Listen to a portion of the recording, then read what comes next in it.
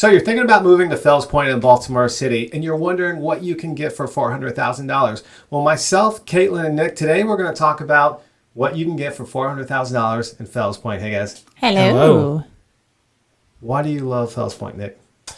I mean, it's the location. It's right on the water. Everything's walkable, bars, restaurants, shops. It's everything you need in one little neighborhood. Your nail salon, everything. Yeah, I do get my weekly pedicures because no one wants to see what those feet look like, I tell you.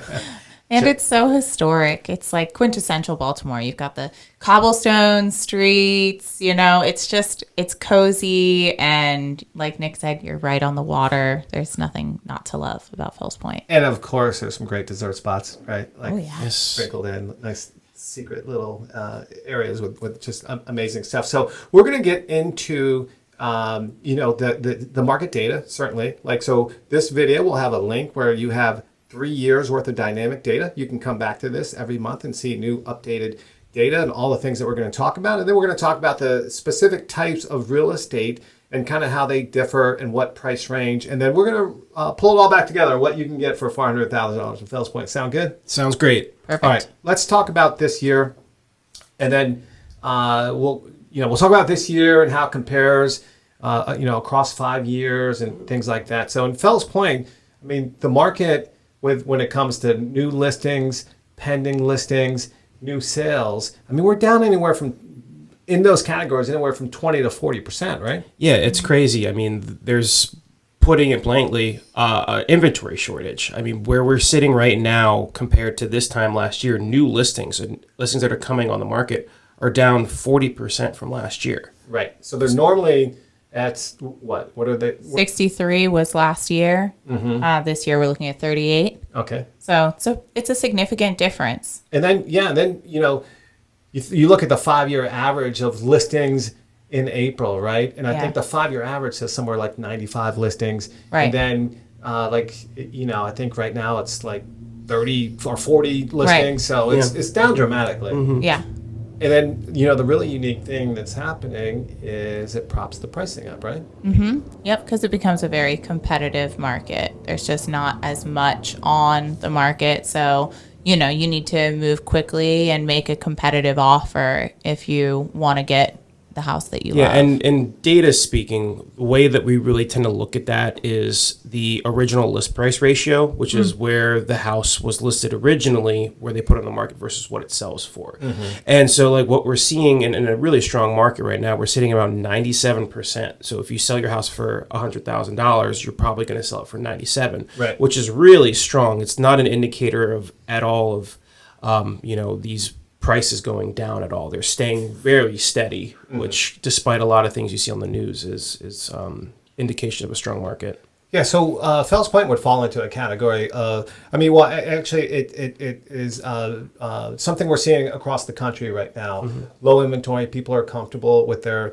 2.8% interest rate. So especially at the higher move-up price points where people are comfortable, don't want to sell, and then buy a house with a 5 or 6 or whatever percent interest rate.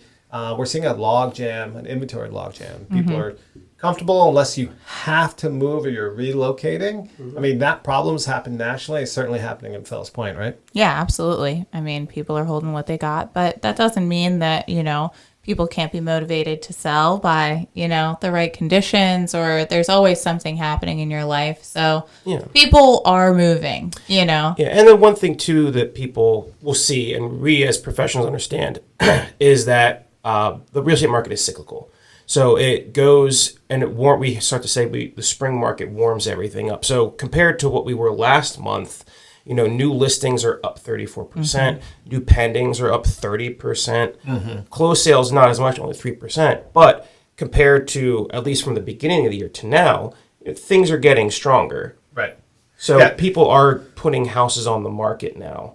For whatever reason, there's some happening. It's just for these buyers, you have to be very vigilant. So, I'm this morning, I'm reading through some of our industry information that guides us realtors how to speak to markets. And I think a lot of this content was created in the beginning of the year when they were talking about price drops because the interest rates are up at 7%. And, they figured that prices were coming down, the market was shifting. Everybody's talking about this shifting market, and all of a sudden, no inventory is coming on, right? So there's just, so the condition that's propping up the pricing. So we're seeing the medium sales price in Fells Point went up like 15% in year over year, when, we're like being coached to talk about like prices dropping and things like that, and it just didn't happen. Right. It did not happen because the inventory shortage. Yeah. And so with that is months of inventory and days on market, which are both very low. You want to talk about that a little bit, Nick? So yeah, the days on market, we're sitting right around 30 as an average, but that is for every single style of inventory out there. Townhomes, condos, larger homes. Some, depending on price points, go faster than others. But in terms of supply, we use something that's called an absorption rate, which is to basically say if no other houses come on the market, how long will it take for the remainder of those houses to go? And we're sitting right around under a month of inventory, or having right around a month. Extremely low. Which is extremely low, which in our profession, when we talk to sellers, we indicate that as an extremely strong seller's market. Certainly. It's indicative of being able to negotiate terms that are, very good for the seller, certainly. A balanced market is like 4 or 5 months of inventory. So, and then so as a buyer, you're entering into a market that's extremely tough. And what's important is you have a really good strategy and that you can live with what you do. So you got to really be on point. You really got to be in your game right now in Fells Point, certainly, in the area. And any area that's got a similar market condition is you can't casually buy a house right now. Your agent's got to be on point. You got to be on point. You got to be ready. You got to know exactly what you want. You got to get on top of it. You got to communicate effectively with the listing agents. You got to be able to present offers in a way that makes sense. You got to summarize them. You got to everything's got to be really good, right? And more importantly, I think with buyers, you have to be very on top of it financially, because obviously with these change of interest rates, your purchasing power has changed. So you have to really kind of sit down and either talk amongst yourselves with financial professionals as well to say, okay, here's what I have in terms of my monthly bills. What realistically can I afford? And, where do I feel comfortable with doing that? And that's having a conversation with, a reputable lender, your financial provider, and also too with an agent like us, and just kind of say, hey, like, where do we go? And that can give us a good price range of where we want to go, because we don't want to start chasing houses that are out of the budget at the same time, Yeah. So there's a ton of inventory, and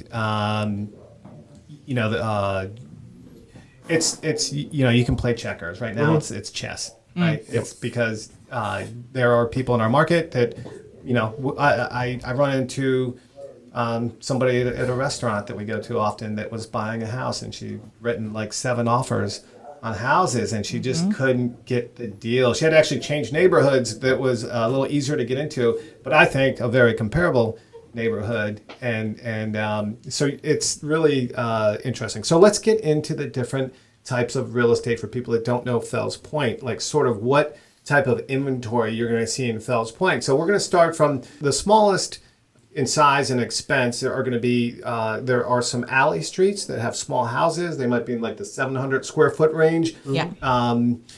Might be 1 bedroom, 2 bedroom, 1 bath. Certainly no parking on the street. What price range are you going to see those houses in? I just saw one listed that fit exactly that bill with really nice finishes, well done, listed at $275. Right. Yeah. I'd say the upper twos. I mean, that was probably one of the most like affected style of houses over the past year in terms of increase in price. Because like last year, you could get a house like that in $230,000, $240,000 range, and now this year you're seeing them pop up on the market at like the $275,000 to $285,000 range right now.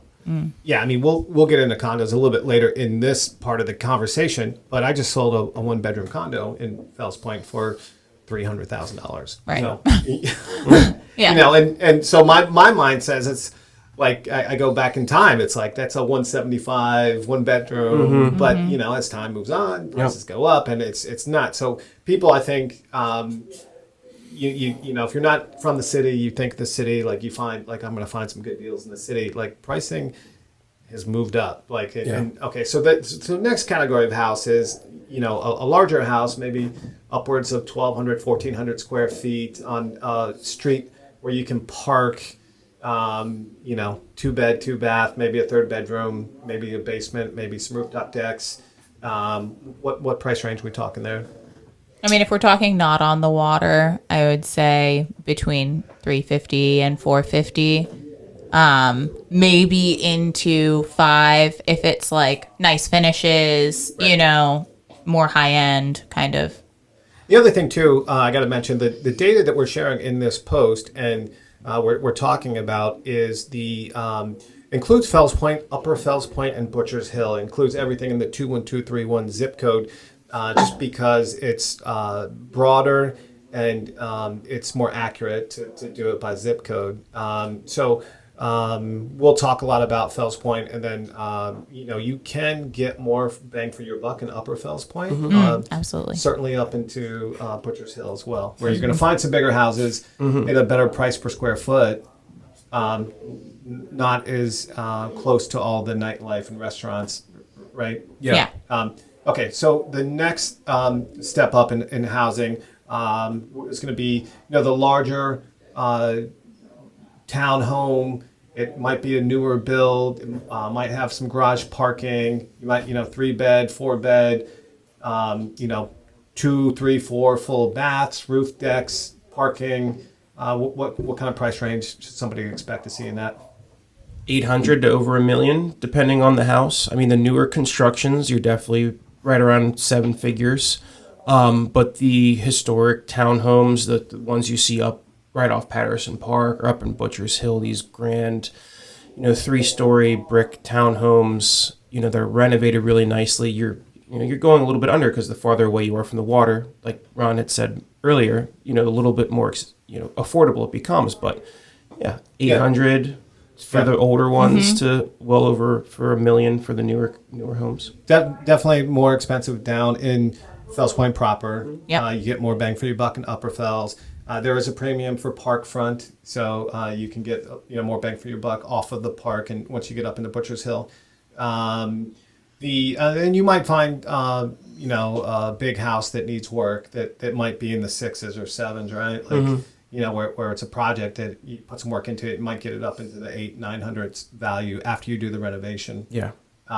So there are in Fells Point, you have the Crescent Townhomes that are waterfront luxury townhomes. So, you know, and then you have these one-off luxury homes. What price ranges are we seeing those?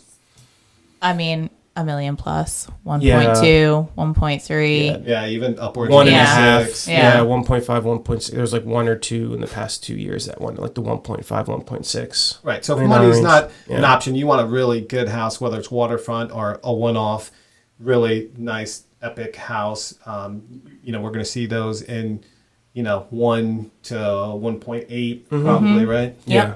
And then if you want to get, you know, so let's talk about condos. You know, condos will range, like I said, you know, you could even find condos that need work in as low as... You could find them as low as probably like 150. Yeah. Yeah. Studio condo. That's, I was going to say, that's going to be small. Studio It's gonna be a postage condos, stamp. maybe some 1-bedrooms, you know, that were like 800-900 square feet. You could probably find that needed, you know, they were straight out of the 80s for like $100,000 and $150,000. You know, that was probably like a year or 2 ago. Right. And then all the way up to nice water view condos that have been updated. What do we see those in Fells up to?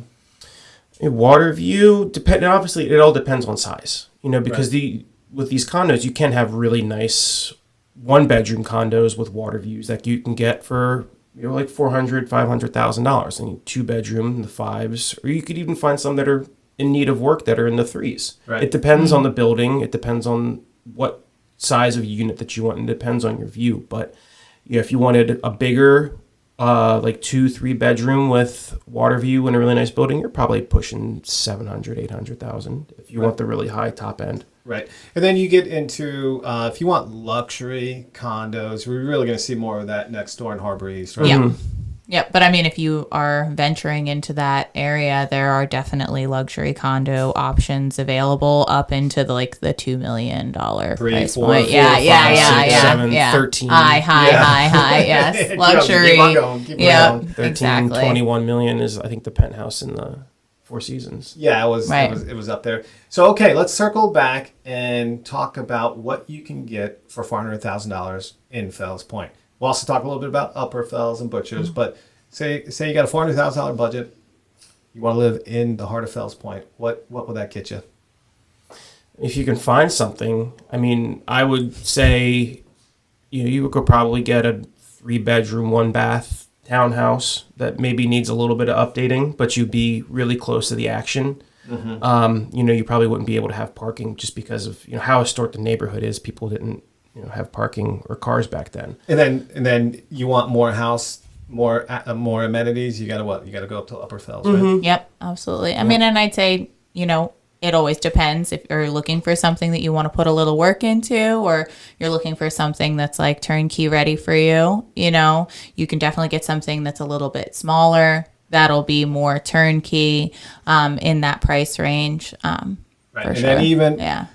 once you get up in the Butcher's Hill, you get a pretty nice house for 400. Absolutely. Absolutely. Yeah, you can find, some really nice 3-bed, 2-bath homes in Butcher's Hill that still keep a lot of really historic elements, but have, really livable, but modern, not brand new, but modern updates, that are really well sized for 400,000. Yeah, and then we didn't even talk about this is stepping into Patterson Park, you can get a really nice house, and that's a couple jumps away from Fells Point. So, Caitlin, Nick, myself, we're all real estate agents. We are based out of Fells Point. We have offices across the state. We would love to show you around Fells Point, show you why we love it, why we live here, work here, love this city. If you want to come check out Fells Point, reach out to us. Our contact info is in this post. Check out the dynamic data. Bookmark this video. It's going to, when you take a look at these links, the 3-year running totals of all of these data points will be in there. So you're going to be able to go back and see constantly what's, whether you're buying or selling, to see what the market's doing. Take care. Hope to see you next episode.